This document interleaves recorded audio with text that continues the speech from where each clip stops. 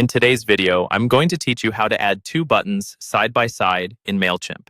This is a simple design trick that can make your emails look more professional and give your subscribers clear choices, like Learn More and Buy Now, right next to each other. I'll walk you through everything step by step inside the Mailchimp editor.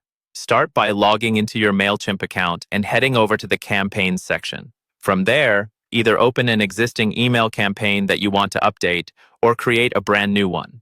Once you're in the email builder and can see your template or layout, you're ready to set up the side-by-side buttons. Mailchimp organizes email content into blocks, and to place two buttons next to each other, you'll first need a multi-column layout. In the right-hand content panel, look for a layout block that has two columns. Click and drag that two-column layout into the part of your email where you want the buttons to appear.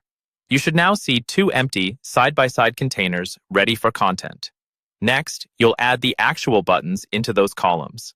Still in the content panel, find the button block. Drag the first button block into the left column. Then drag another button block into the right column. You should now see two separate buttons sitting next to each other in your design. Now it's time to customize each button so they actually do something useful. Click on the first button to open its editing pane. In the Content tab, change the button text to your call to action, like Learn More, Register, or Shop Now. Then, use the link options to paste in or select the URL where you want that button to send people. Repeat the same process for the second button. Give it a different label if it serves another purpose, and set its link as well. This is great for offering two related choices, such as one button going to a product page and the other going to a pricing or information page. To keep your design on brand, switch over to the Style and Settings tabs for each button.